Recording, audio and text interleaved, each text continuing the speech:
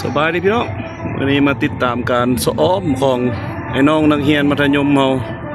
หลายร้อยชีวิตพี่น้องเบิ่งสังเกตรถจักรอาดลาดเลยบาดบนทัดหลวงพี่น้อง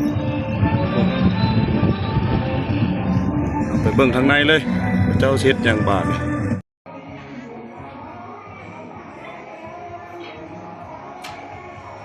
จะว่าเพิ่นซ้อม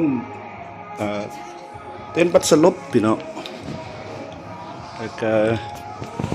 สิแปเป็นรูปสร้างโดยรวมเลยอันนี้ก็สิบ่ทายเอาหลายเพราะว่าเดี๋ยวนี้มันยังบ่ทันได้เป็นรูปห้างเพราะว่าเพิ่นบ่ทันได้นุ่งเสื้อเป็นชุดสีนั้นสีนี้เนาะก็หลายร้อยคนมันจะแยกหลายภาคส่วนอยู่พี่น้องในเพิ่นจะเริ่มแปลงเป็นรูปสร้างแล้วถ้าเมื่อเปิดงานแท้เขาเจ้านุ่งเสื้อลากสีมาเป็นจุดมันก็คือสีงามตาไปพี่น้องอันนี้ต้องเป็นโดรนเนาะพี่น้องบินขึ้นเขาจึงเห็นรูปที่เพิ่นแปรไปนี่สียาวสั้นๆสำนี้แหละพี่น้องเพราะว่าสีไปเบิ่งช้างที่เข้ามาจำนวน50ตัวเนาะเพิ่นเฮ็ดกิจกรรมขี่ช้างอยู่เบื้องโซนทางฝากนั้นเนาะพี่น้องแน่นอนปีนี้เป็นปีประวัติศาสตร์อีกปีหนึ่งพี่น้องเลยติดตามกันได้ท่านผู้ใดบ่ได้มาก็ติดตามทางช่อง YouTube อุดดิทวงศ์เลยพี่น้องมืองานก็อาจจะสียาวกว่านี้อยู่พี่น้องเลยอันนี้เอาสั้นๆไปก่อนท่านผู้ชมอาจจะรำคาญเนาะคันยาวหลายก็ได้เอาไปเบิ่งช้างนำกันพี่น้อง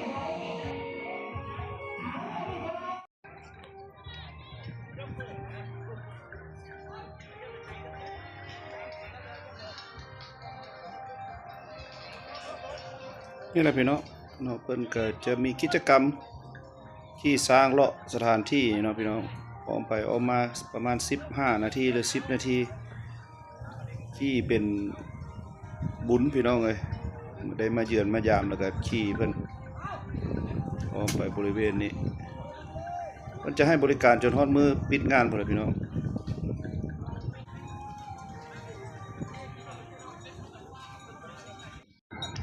อ้าวถือว่ามื้อนี้วันที่9แล้วพี่น้อง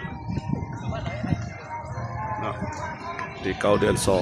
2026การกาเกียมแล้วพี่น้องกิจกรรมเพิ่นสร้างถึงมาเต็มที่เนาะ40-50เสือกพี่น้อง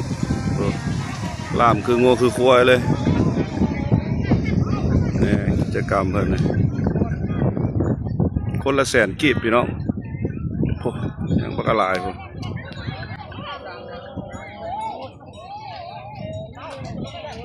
ผู้ใด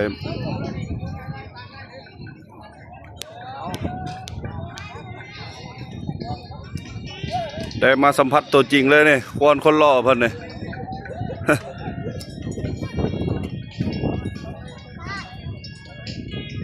ล้วนแล้วแต่หูความมดเนาะเอามาเนี่ยเนาะ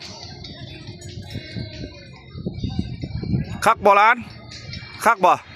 อยู่น้ำเพิ่นเลยจังได้ขี่ช้างตลอดเลยอยู่น้ำเพิ่นน่ะ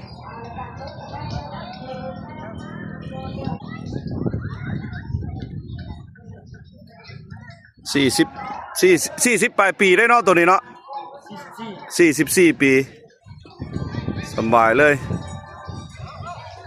ได้ลูกจักเทื่อแล้วอะโอ้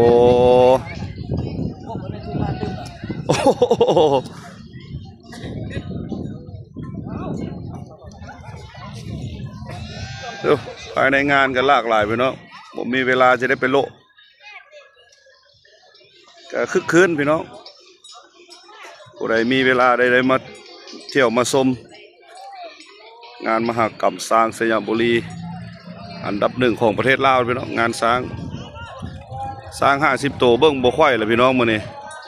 เริ่มตั้งแต่มื้อนี้เป็นต้นไปกิจกรรมหลากหลายพี่น้องแต่มือโซแท้ๆนี่เป็นมื้อวันที่14จะพอกันในอัน EP สุดท้ายเนาะ EP 14งานช้างเนาะมือเปิดงานเลยปิดงานคือสิบ่ถ่ายก็ได้ดอก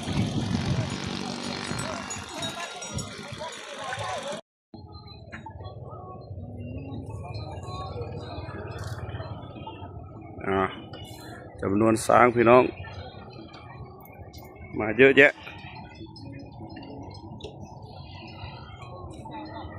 2 4 6 8 10 12 14แล้วพี่น้องโอ้มาใหม่อีกตัวนะ จ้างไว้ โอ้ถือว่าอันมีคู่แข่งแล้วเนาะงานี่เนาะอันนั้นอายแล้วเนาะอันนี้ไหนตัวนี้จักปีเลยนี่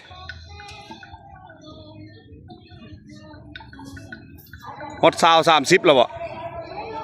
โอ้โอ้โบพิษกันพี่น้องเด็กความสิ้นเคยนี่เอาเสือกมัดกระยู่พี่น้องเลยเสือกมัดหูยู่บ่ท่าล่ามโซ่ล่ามอย่างกระยู่พี่น้องเลย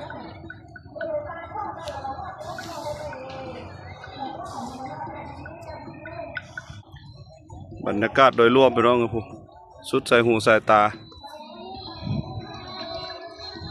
เอาวันที่14พอกันแน่นอนพี่น้องพิธีเปิดยิ่งใหญ่อลังการงานสร้างมื้อนี้ยาวสำนี้ก่อนวันที่14พอกันพี่น้อง